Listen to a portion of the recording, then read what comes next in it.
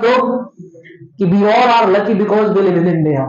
भारत बहुत बेहतर देश है। हम लोग ऐसे देश में रहते हैं जो बहुत महान देश है, लेकिन आने वाली पीढ़ी को इस बात का पता चले, इस बात की जानकारी हो, ये बहुत जरूरी है, बहुत इंपॉर्टेंट है।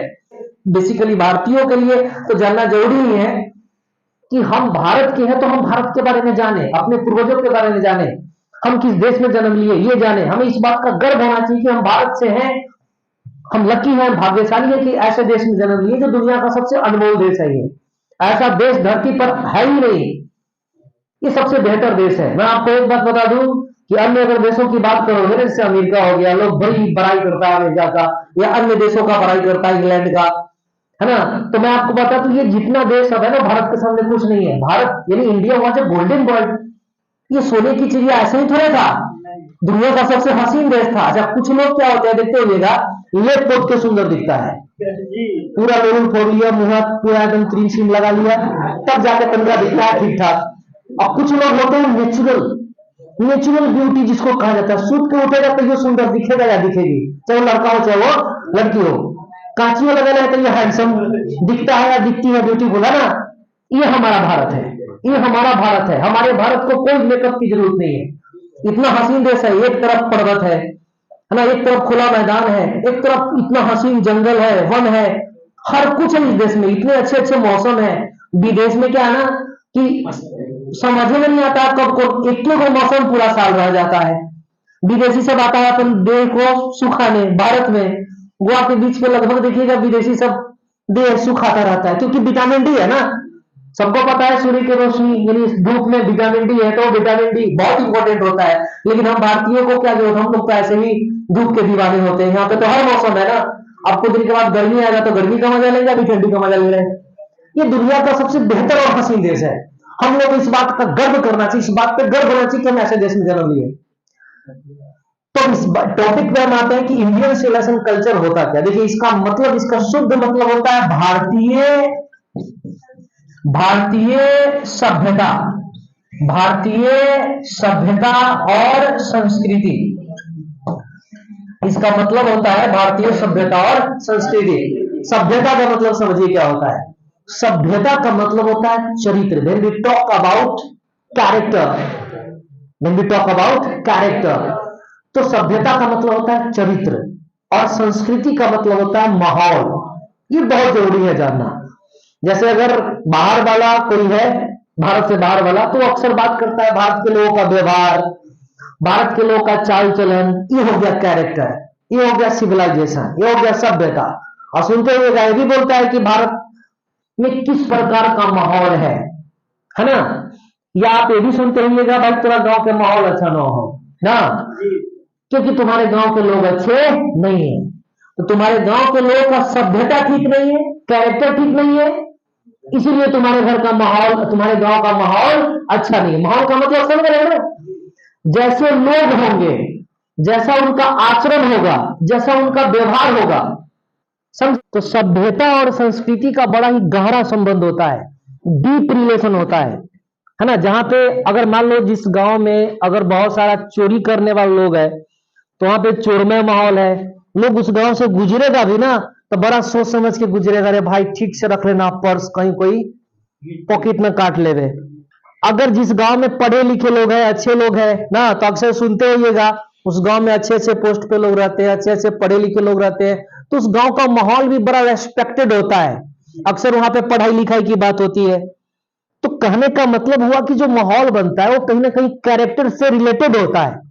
जैसे लोग होंगे वैसा माहौल होगा। तो ये गांव की बात कर रहे हैं, गांव के बाद फिर राज्य की बात होता है। जैसे जैसे मान लो बिहार के बाहर वाले लोग अक्सर बात करते हैं ना कि बिहार का माहौल ऐसा, बिहार के लोग ऐसे। अगर बिहार के लोग अच्छे हैं, पढ़े लिखे हैं, तो ठीक उसी प्रकार की बात होती है कि बिहार में अच्छा माहौल है, पढ़ाई लिखाई का माहौल है। अगर बिहार में पढ़ाई लिखाई नहीं हो रही है, बच्चे नहीं पढ़ लिख रहे हैं, एजुकेशन की स्थिति नहीं अच्छी है, तो लोग बाहर में बात करते हैं कि बिहार का माहौल उतना अच्छा नहीं है। हाँ, बिहार का माहौल उतना अच्छा नहीं है, बिहार में पढ़ाई लिखाई की बहुत कमी है, ऐसा होता है ना बात भाई।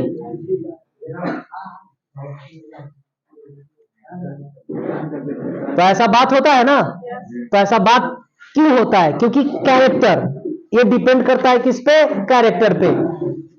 तो फिर राज्य, राज्य के बाद क्या आता है? देश। सबसे पहले हम भारतीय हैं, क्या है? उसके बाद बिहारी। सबसे पहले, चूंकि अगर हम सिर्फ अपने राज्य की बात करते हैं तो फिर भारत खंडित हो जाता है।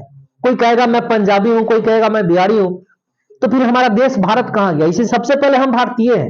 We all are Indians at first. उसके बाद हम क्या है? बिहारी हैं। तो हमारा जो देश है, इसकी सभ्यता और इसकी जो संस्कृति है, कितना रिच है, ये जानना प्रथम कर्तव्य हम सब भारतीयों को और आने वाली पीढ़ियों को के लिए। इसीलिए गांधी जी ने ऐसा कुछ लिख कर चले गए, ऐसा कुछ हमारे लिए उपहार दिए। प्रकार समझिए, गांधी जी के द्वारा दिया गया ये उपहार है हम सबके लिए, कि हम सबको अपने देश के बारे में कुछ जानने और समझने को मिलेगा। ये अपने आप में समझिए कि एक अवसर है, क्योंकि हमें अपने पूर्वजों के बारे में, इस देश के बारे में जानना बहुत जरूरी है हम सब के लिए।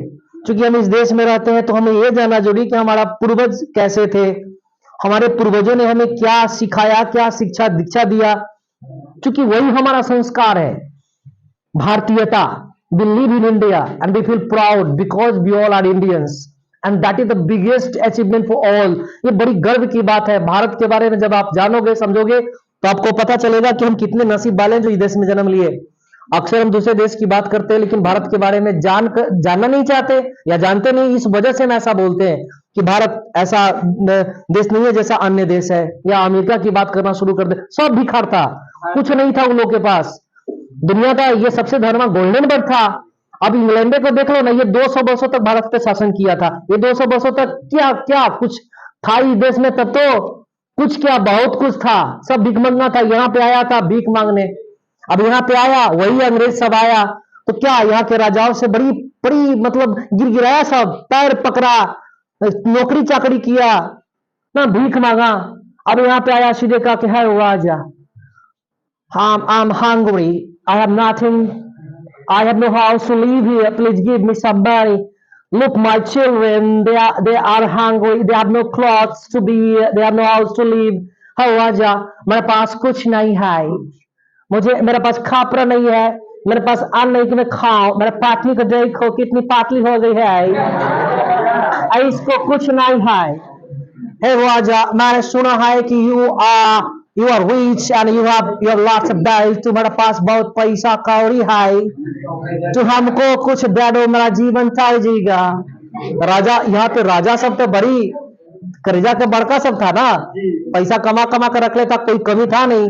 राजा मोच पर ताव दिया, अब बोला कि अच्छा ये तुम्हारी पत्नी खाए बिना पतरा गई है, अच्छा ये तुम्हारा बच्चा को लगता है कि कुपोषण का शिकार हो गया, अच्छा चलो बाबू तुम मुझे इतना सम्मान देते हो, इतना प्यार, हाँ राजा मैं तुम्हारा पैर पर नाक रगड़ेगा। नाक मत रगड़ो, मैं तुझको एक गांव दिया। अब एक गांव लिया।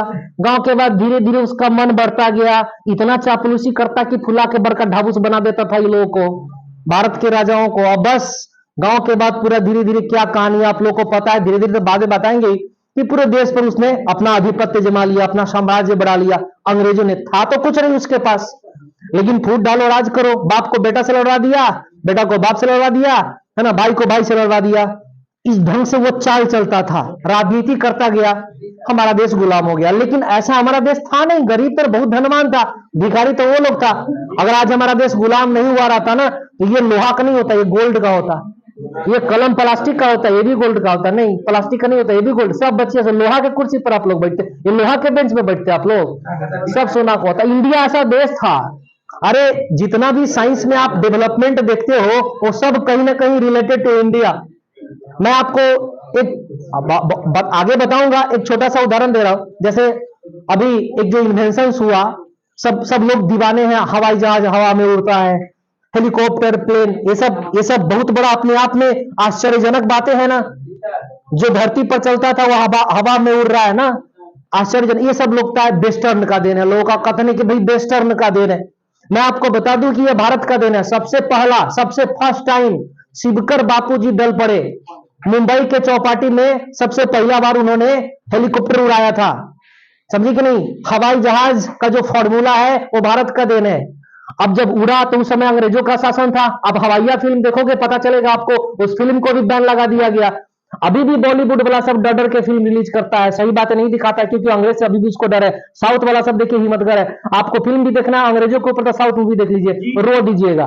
बहुत जुर्म करता है, अंग्रेजों ने बहुत जुर्म किया भैया, बहुत जुर्म किया, बहुत सताया हुआ है वो। उसका हिस्ट्री अगर आप पढ़ोगे हकीकत में तो भारत का तो इतिहास ही जला दिया गया है ना।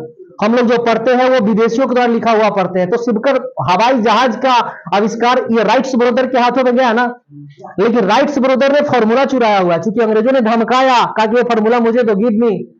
जैसे सुनते होइएगा कि छोटा कलाकार का गाना चुरा लिया, बड़का कलाकार बन गया स्टार। सुनते हुएगा छोटा स्टोरी कोई राइटर लिखा, उसको बड़का बॉलीवुड वाला उस स्टोरी को चुरा लिया, तो बड़का जो है उसका नाम हो जाता है, छोटका का नाम नहीं होता। यही हुआ हमारे भारत के साथ।